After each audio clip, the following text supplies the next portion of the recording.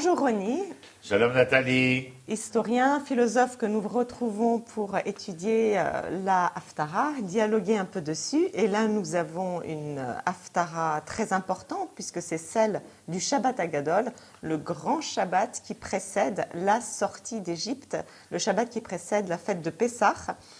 Et c'est aussi la Haftara qui clôt les prophètes. C'est une Haftara de Malachi. Et il termine ses prophéties avec cette Haftara qui donc a ceci de particulier qu'elle est très portée sur le messianisme. Elle a un côté messianiste un peu outrancier par rapport aux autres. Et qu'est-ce qu'elle vient nous dire en fait sur le peuple d'Israël et sur son avenir? Alors d'abord, Malachi est le dernier de ce qu'on appelle le Tréhassar, les 12 prophètes. On les appelle petits prophètes, mais en vérité, ce n'est pas très honorifique petit. Ils sont des grands prophètes, simplement par rapport à Isaïe, Jérémie, Ézéchiel, etc. Alors, on a fait cette répartition, mais lui va résumer toute l'œuvre prophétique. Et sa manière de s'exprimer. Souvenez-vous de la loi de Moshe, mon serviteur, auquel j'ai signifié sur le monde, sur Chorev, des statuts, des ordonnances pour tout Israël. La prophétie se termine avec Malachi. Oui, il rappelle toutes les fautes du peuple et en même temps, il lui promet des jours très heureux. Oui, il signifie aussi que la prophétie n'a pas été là par hasard. La prophétie est arrivée parce que nous nous sommes rendus compte des faiblesses inhérentes à l'histoire qui accompagne l'homme. Et ces faiblesses étant inhérentes, le prophète que nous avons rappelé, Navi, Niv Phm, porte-parole de l'Éternel, est en fin de compte celui qui va jouer le rôle de chef d'orchestre et essayer de remettre chacun des instruments à bonne mesure, afin que la note, le temps et cette mesure puissent autant que possible, et il y aura des ratés dans toutes ces répétitions, des ratés symphoniques. Et ces ratés symphoniques vont bien sûr contrarier tout au long de l'histoire le projet divin. Et à ce moment-là, mais là, Malachi vient et... Il pose quand même cette question, rappelons toutes les erreurs du peuple, qui est un peu curieuse. Un homme peut-il frustrer Dieu ? Et pourtant, vous l'avez fait. Donc, Dieu admet être mécontent, même frustré par l'homme. Ça s'est accordé énormément d'importance ce que nous avions vu la dernière fois, dans Yecheskel 36, l'autre Haftara, où il était question du départ en exil et de la profanation du nom de l'Éternel en exil. Bien, cela est conséquent à cette image que donne Malachi. C'est-à-dire que on a frustré Dieu de quoi? On a frustré Dieu de la réalisation de ce projet auquel nous appartenons. Mais le mot est un peu fort, mais il est interpellant dans la bouche du prophète. Parce qu'en vérité, il n'y a ni frustration, ni consolation ici. Il y a simplement que l'Éternel est en mesure de permettre, d'autoriser à l'histoire créée, à sa création, à ses créatures, de pouvoir être et devenir. Il y a du retard, il y a des obstacles, il y a des empêchements. C'est sur un point précis quand même que Dieu lui répond, parce que le prophète lui fait dire, vous demandez, mais en quoi t'avons-nous frustré? Eh bien, en retenant par-devers vous la dîme et les prélèvements. C'est cette faute-là qu'il choisit de mettre en avant. Et ce n'est pas la seule, il y en a d'autres qui sont cités avant, qui sont plus, enfin qu'on connaît bien, les sciences occultes, l'adultère, jurer faux, retenir le salaire. Mais celle-là, la dîme et les prélèvements, elle est mise en avant. Pourquoi celle-là? Est-ce la plus frustrante par rapport à Dieu? La dîme, c'est le partage. Oui. Donc de l'importance d'être capable de partager. Oui, de partager, mais il faut aller au-delà de partager. Ça veut dire que la dîme, elle relève d'une plateforme sociale. D'une plateforme sociétale. Le projet de Dieu est donc social aussi. Il est concernant Israël. Si l'on veut être capable, et que les choses soient claires de cette manière-là, si l'on veut être capable de pouvoir faire entendre une idée, aussi juste soit-elle, faudrait-il, dans la pensée hébraïque, faudrait-il que l'homme porteur de cette parole juste soit d'abord et avant tout lui-même juste. On ne peut pas offrir à autrui ce que l'on ne posséderait pas pour soi-même. Ma chère Nathalie, il faut être ce que l'on dit, ce que l'on pense, ce que l'on fait. Sinon, il y a mauvaise donne, mal donne. Et cette mal donne, eh bien, est cause de mots pluriels, mots M-A-U-X, de mots pluriels. Et l'Éternel, ou le Malachi plutôt, est tout trait.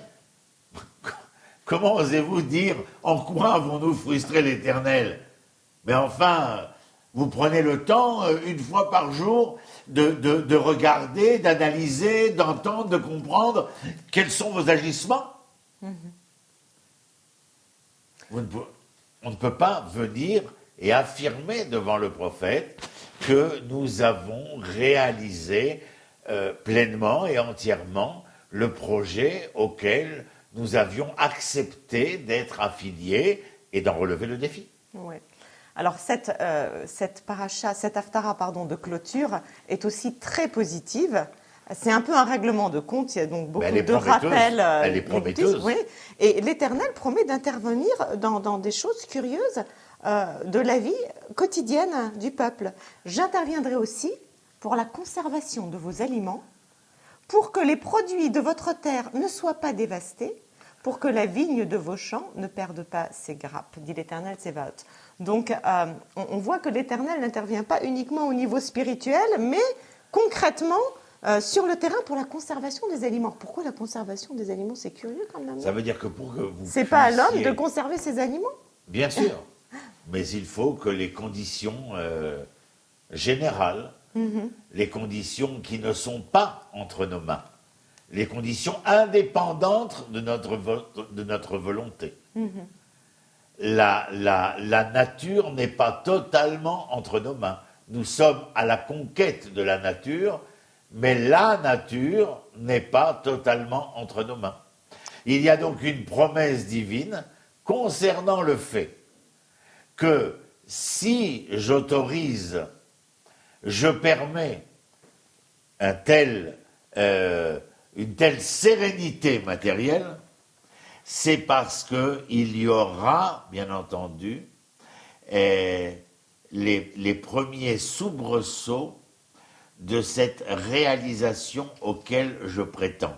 Réalisation qui se trouve entre vos mains. Réalisation donc très concrète, puisqu'il s'agit et pour cela, de la terre, des aliments, absolument. Des champs, mais des pas vignes. Mais pas seulement. Pas seulement parce qu'effectivement, dans la suite, l'Éternel promet aussi une renommée internationale au peuple. Tous les peuples applaudiront à votre bonheur et vous serez effectivement un pays de délices. Donc il y a aussi, après avoir été humilié au sein des peuples, le fait d'être admiré et applaudi du reste des nations. Comme nous le sommes aujourd'hui. Ça fait partie de ces faits. Comme nous le sommes aujourd'hui. Oui, oui et non. Oui, mais absolument. Tu as raison. J'aime bien le oui et non, parce que le oui est. Oui, c'est vrai, le oui y est. Le non est, mais le oui est. Et puis, il ne faut pas que nous oublions quelque chose dans cette Haftarah de Malachi. C'est une promesse absolument extraordinaire. Celle de nous dire, je vous préviendrai. Je vous préviendrai de quoi? Je vous préviendrai que c'est le moment. Le temps est venu. Et pour cela, j'enverrai celui qui, dans une autre époque, à son époque à lui, Eliaou, le prophète, vous a mal jugé lorsqu'il est venu me voir au Sinaï, s'enfuyant de devant la reine Isabelle et le roi Achab. Il est venu se réfugier en disant que vous ne concluez plus d'alliance avec l'Éternel, que vous semez la mort chez ses prophètes, etc., etc. Et après il dit, et peut-être voudrait-il me tuer à moi. Et l'Éternel l'a puni à ce moment-là. Il lui a dit, tu as terminé ta mission de prophète, remonte vers le Golan et donne à Élisha, qui est en train de labourer les champs. Alors certains diront que Élisha c'est Élysée et que les champs qu'il laboure, ce sont les champs d'Élysée. Absolument. C'était juste pour qu'on ait une petite... Pas mal, en plein contexte des Gilets jaunes. Et donc, Eliaou est ici promu à la suite de ces paroles qui étaient un peu désobligeantes vis-à-vis d'Israël. Alors Dieu lui dit, enfin l'exégèse biblique nous dit, Eliaou sera envoyé à la sortie du Shabbat. Oui, c'est la fin de... À la sortie du Shabbat, à Pessah, à Pâques, et pour la Brit Mila. Pourquoi? Eh bien, la Brit Mila, parce qu'il témoigne que, bien évidemment, ils accordent une importance à l'alliance. À Pessah, ils accordent une foi inébranlable dans la liberté, le devenir. Et puis, Motzei Shabbat, c'est qu'ils croient à leur Créateur, celui qui a créé le monde en 6 jours, entre guillemets, 6 jours, bien entendu. Eh bien, celui-ci vous sera envoyé. Et nous chantons ensemble Motzei Shabbat. Enfin, chez moi, à la maison, Iné Anochi Shol et Arlachem. Ce sont les paroles de Malachi. Oui. Et Eliyahu Hanavi. Li'ifne bo Yom Hashem Agadol. Avant que ne vienne le jour grand et redoutable de l'Éternel, je vous enverrai le prophète Élia. Mais que fera-t-il ce prophète? Il saura ramener le cœur des parents vers leurs enfants levavot lebanim, velev banim la'avotam. et le cœur des enfants vers leurs parents. C'est apparemment extrêmement important, le lien familial. Je vais te raconter une anecdote intéressante. Le Rav Kook se trouve pris au piège de la Première Guerre mondiale. Il est en Suisse. Il arrive à se réfugier en Angleterre et à Londres. Et là, il voit une chaise d'Eliaou, là où on fait le sandak, celui qui va porter l'enfant avant la circoncision. Il y a écrit là-bas, au-dessus de cette chaise, Ve'eshiv, lev banim la'avotam. Il ramène le cœur des enfants aux parents. Alors le Rav Kook demande au grand rabbin de Londres, il dit, dites-moi, votre chaise, elle n'écrit qu'une partie du verset. Il dit, vous comprenez, monsieur le grand rabbin, nous sommes en 1916, nous sommes dans une génération où les enfants abandonnent la tradition, abandonnent la foi, s'assimilent. Et le Rav Kook lui dit, oui, je comprends.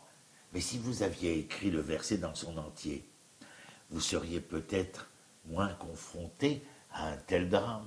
Il dit, comment, monsieur le grand rabbin? Si vous écrivez le verset en entier, vous allez être obligé de dire, lorsque vous ramènerez le cœur des parents aux enfants, le cœur des enfants se ramènera aux parents.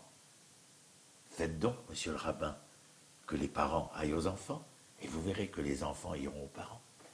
Oui, c'est effectivement une très belle façon d'expliquer ce lien. Qui commence donc par les parents. Les Absolument. Parents doivent d'abord aller vers les Parce enfants. que nous voyons dans la réalité d'aujourd'hui des parents, dans le mot parent, je mets l'ancêtre traditionnel, attaché à la Torah, à la religion, au culte, à la foi, une croyance. Et nous voyons une nouvelle génération qui est attirée par autre chose, par le monde extérieur, par la technologie, par l'avoir, par le moderne. L'ancien ne représente plus rien aux yeux du moderne. Ça a toujours été comme ça. Il y a Absolument. toujours eu un ancien moderne. Et pourtant, Eliaou vient et veut essayer de transcender cette relation perdue. Et il dit, comment est-ce possible? Il dit, lorsque les anciens ne vont pas dire ce que les modernes doivent entendre, mais les anciens vont dire, je suis tout ouïe de ce que vous, les modernes, avez à dire. Et lorsque les modernes entendront que l'ancien est prêt à entendre, les modernes seront prêts à écouter. C'est une promesse. À entendre en restant quand même l'ancien qu'il doit être, j'imagine. Oui, parce que... mais il y a une différence à lorsque ton enfant ne suit pas le chemin qui est le tien, te disant comme nous le disions, je disais à ma mère, faut sortir le dimanche, maman. D'un air de dire, tu es une arriérée. Oui. Nous sommes les jeunes, nous connaissons la réalité, nous connaissons la vie, il faut sortir le dimanche. Il ne fallait pas que maman se mette dans une position où elle dénigre la parole de cet enfant, mais qu'elle soit prête à entendre ce qu'il y avait sur les bas-côtés et bien au-delà de ce que l'enfant disait. Et si l'enfant prenait conscience que sa mère était une oreille attentive à ce qu'il voulait dire, la promesse ici de Malachi, c'est de dire que l'enfant deviendrait attentif à ce que la mère voudrait en vérité lui dire, lui transmettre, lui faire savoir. Merci beaucoup, Rouni. Donc, à la veille de Pessah, une très belle explication, enfin une très belle présentation du lien parent, du lien intergénérationnel et de l'importance de l'écoute. Merci Nathalie. À bientôt. Shalom, shalom. Shalom, Et shalom.